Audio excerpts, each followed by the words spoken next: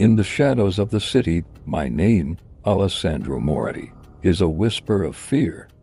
I am the capo, the boss of the Moretti crime family. My hands are stained, my soul is scarred, and my heart was a fortress of ice. Until her. It was supposed to be a simple job, a message delivered in blood.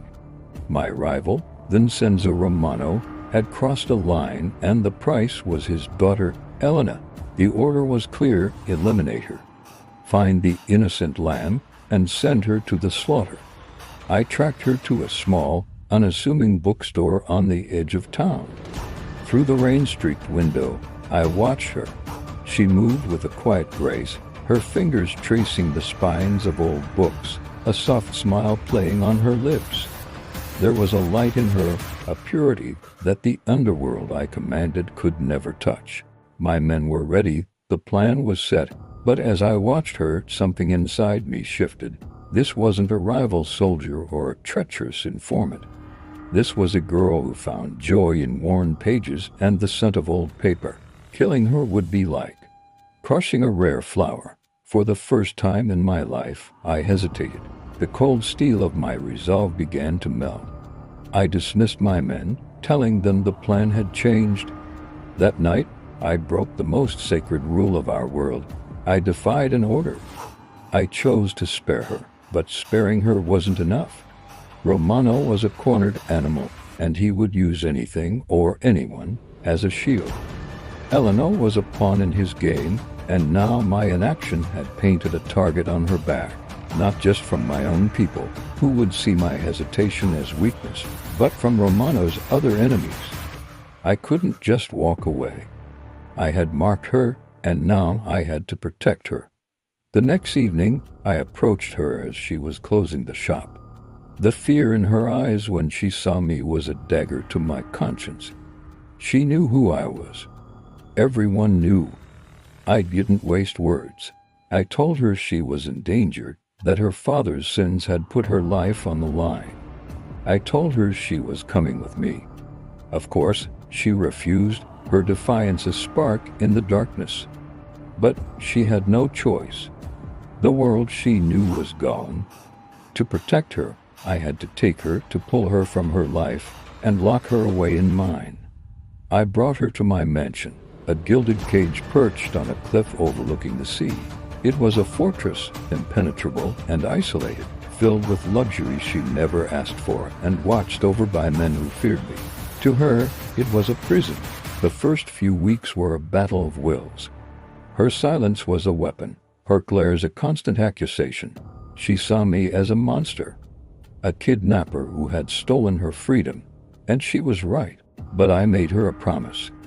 I swore on my own life that no harm would come to her while she was under my roof. Slowly, she began to see the man behind the monster. She saw me not as the feared capo, but as Alessandro. She saw the moments of quiet contemplation, the weight of the crown I wore. And I saw the woman I was falling for. I found myself drawn to her light, seeking solace in her presence. The cold walls of my mansion started to feel like a home. We shared meals, we talked for hours, and in the stolen moments of peace, love bloomed in the most unlikely of gardens. Our fragile peace was shattered one night.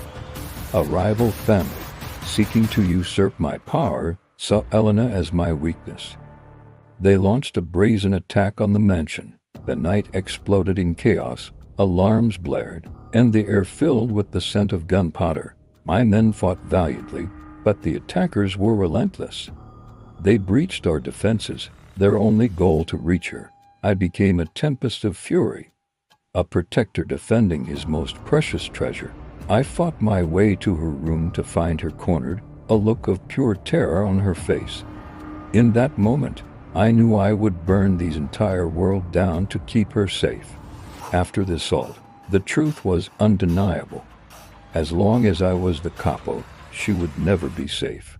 The love we shared was a beacon in the dark, and it drew every shark in the sea. Betrayal festered within my own ranks. My consigliere, a man I'd trusted like a brother, had orchestrated the attack. hoping to take my throne.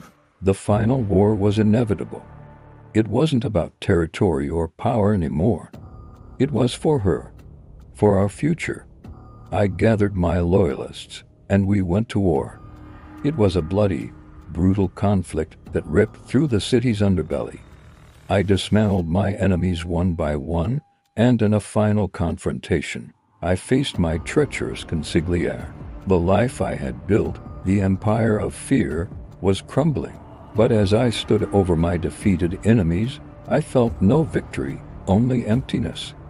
This world of violence had almost cost me the only thing that mattered. Returning to the mansion, bruised and weary, I found Elena waiting. The war was over, but I had one last move to make. I looked at her, the woman who had shown me what it means to truly live, and I made a choice. I would not rebuild my empire. I would dismantle it.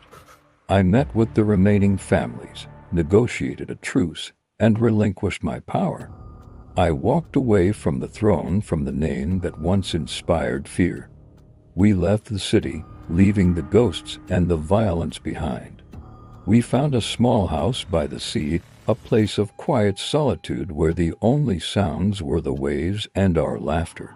I traded my tailored suits for simple clothes, my guns for gardening tools. The feared Mafia boss, Alessandro Mori, was gone. In his place was just a man who had found his redemption in the love of an extraordinary woman. My hands may still be scarred, but now they are used to hold hers. My heart, once a fortress of ice, now beats only for her, for Elena. Our story was born in darkness, but we found our light together. Thank you for watching. If you enjoyed this story, don't forget to like, comment, and subscribe for more. We'll see you in the next one.